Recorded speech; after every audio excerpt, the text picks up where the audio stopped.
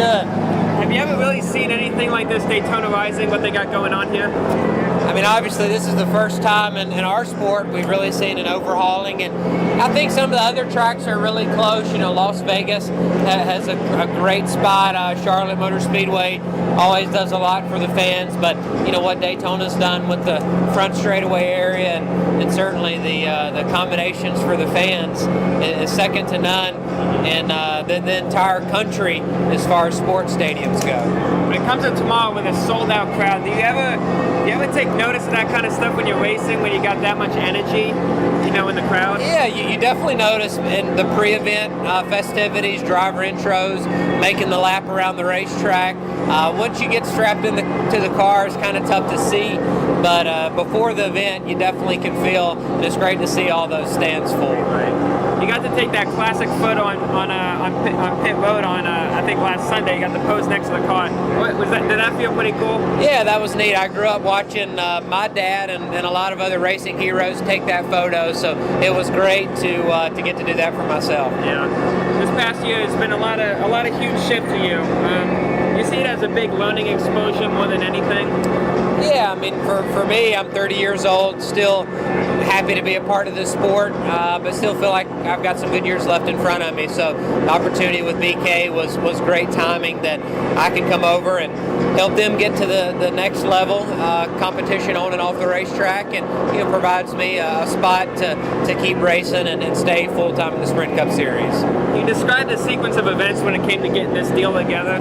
Really just talking to Ron Devine and their ownership group at BK Racing, and the Sprint Cup Series, with reducing to 40 cars and a couple of teams going away, there was really a lot more quality drivers that were looking for rides than what seats were available. So you really had to work hard to put some deals together and reach out to a lot of these car owners, and things came together in the 11th hour, but I'm glad they did. Yeah. Talk about the different mindset you had. You've come here with Roush, you come here with big teams, now you're here with BK. Is the mindset any different, or do you have full expectations to have the same goals?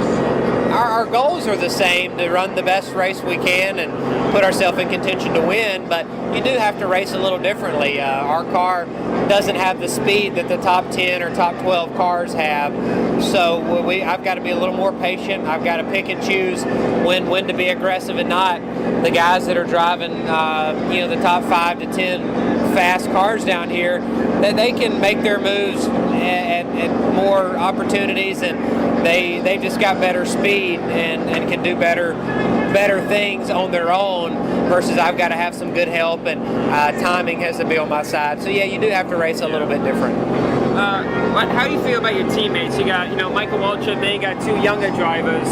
How has it been this week? Have you been talking to them a lot, teaching them how to race here and then learning from Michael Waltrip? Yeah, Michael's as good as anybody when it comes to Daytona and Talladega, and certainly has a lot of experience. I think Robert, this is his only race of the year, so I've been trying to work with him some, and he's got a lot of experience in stock cars, maybe not the Daytona 500, but Matt, working with Matt, being that we're going to be racing with each other a lot, definitely worked with Matt some this weekend, and tried to just give him some pointers and some things that I've learned over time, and he's pretty smart, so he's been able to do things well right off the bat.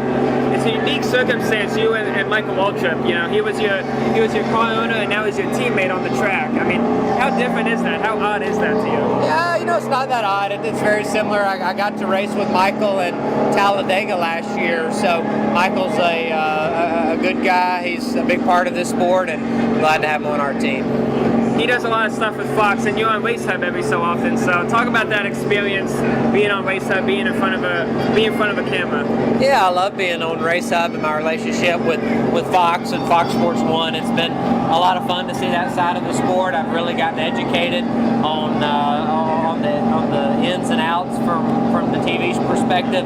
They have great coverage from all the top 3 national series, and I really enjoyed getting to tell not only our story at BK Racing and the Sprint Cup Series, but just tell the story of all the different series and what's going on, and connect with a lot of fans that otherwise I wouldn't get to connect with by just making laps and making circles.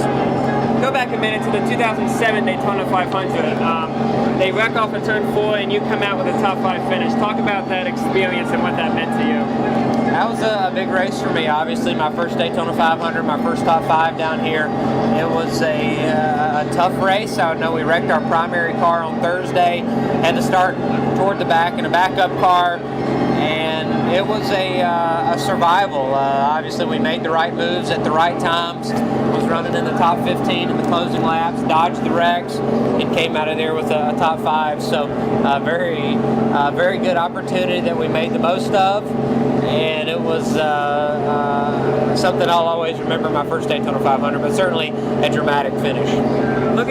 By the time we get to Homestead, when you look back on 2016, what would you call a good season looking back? I think if we can improve BK Racing's performance on track from 5 to 7 positions on average every week, if we can contend for a few top 5s and top 10s throughout the year, I think that's been a great season. It's unrealistic to think we can go out and win a championship and win 5 races, but we're certainly going to work hard to shoot to do that. But there's a lot of competition in the Cup Series, and we just want to improve noticeably, move the needle from last year. Got some quick fun questions to end that interview. What was your first race car and what number was it? First race car was a Bandolero car at Atlanta Motor Speedway, and it was number 77. 77. Yeah. What was the craziest thing that's ever happened to you during a race? Oh man, I got carbon monoxide poisoning at Montreal in an Xfinity race and threw up inside the race car and was really, really sick and really uncomfortable. So that was the most weird, embarrassing, and not fun thing to happen. What was your first concert you ever went to?